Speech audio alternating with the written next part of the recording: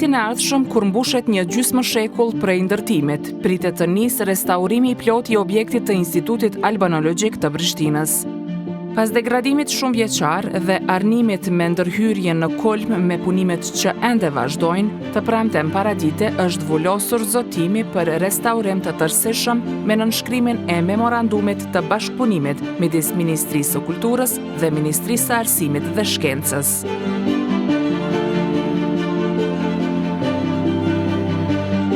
Udhëheqës institucional janë zotuar që deri në fund të vitit të përfundoj hartimi i projektit restaurues, ndërsa ata nga Instituti Albanologjik shpresojnë që ky zotim të mos mbetet vetëm fushat.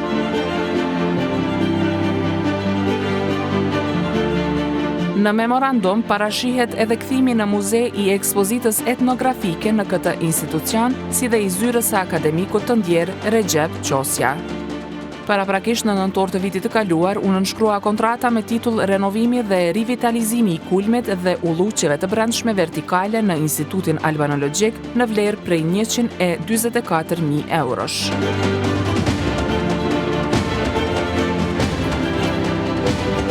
Kryeministri në detyrë i Kosovës, Albin Kurti, ka thënë se synimi është që objekti të mbrohet e të restaurohet për ta bërë atë institucion bashkohor për studiuesit e tanishëm dhe të ardhshëm. Për te aspektit fizik të ndërtesës, ky restaurim do të trajtoj edhe funksionalizimin e qëndrueshëm, edhe ekspozitën e përhershme etnografike dhe në veçanti muzealizimin e zyrës akademik profesor tashmë të ndjer Recep Qosja. Synimi ynë është i qartë, ta mbrojmë e ta restaurojmë me standardet më të mira dhe ta bëjmë sa më funksional si një institucion bashkohor për studiuesit, studentët dhe gjeneratat që vinë, me qenë se zhvillimi gjuhës shqipe i ka shumë borxh pikërisht Institutit Albanologjik të Prishtinës. Në ceremonin ku është nënshkruar memorandumi, është thënë se vlera e investimit do të dihet vetëm kur të përfundoj projekti restaurues.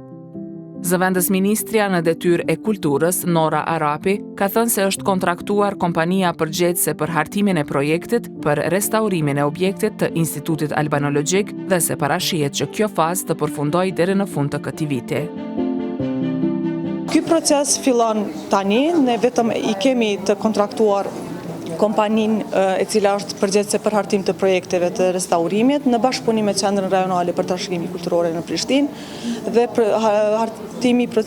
procesi i hartimit të projektit të zgjatë, besoj deri në fund të këtij viti do ta kemi projektin e finalizuar dhe në momentin që kemi projektin e finalizuar do ta kemi edhe vlerën e investimit, vlerë e cila do të përfshihet menjëherë në buxhetin e vitit të ardhshëm. E ushtruesi i detyrës së drejtorit të Institutit Albanologjik, Fadel Grajçepci, ka thënë se uron që të ketë punë konkrete dhe jo vetëm fushat. Renovimet janë shumë të nevojshme, por edhe është me rëndësi që të ruhet identiteti i institutit dhe gjatë renovimit që të ruhet gjendja fillestare kur është ndërtuar instituti, për shkak se ky objekt është në mbrojtje të Ministrisë së Kulturës si objekt i trashëgimisë kulturore. Uroj që premtimet e ministrave, kryeministrit të bëhen realitet, jemi të vetëdijshëm që jemi në kohë fushate, uroj që të mos jetë vetëm fushat, po të jetë punë konkrete dhe të shohim rezultatet. Objekti i Institutit Albanologjik është në mbrojtje të përkohshme. U projektua nga arkitekti Miodrag Peshić në vitin 1974 dhe përfundoi së ndërtuari më 1977.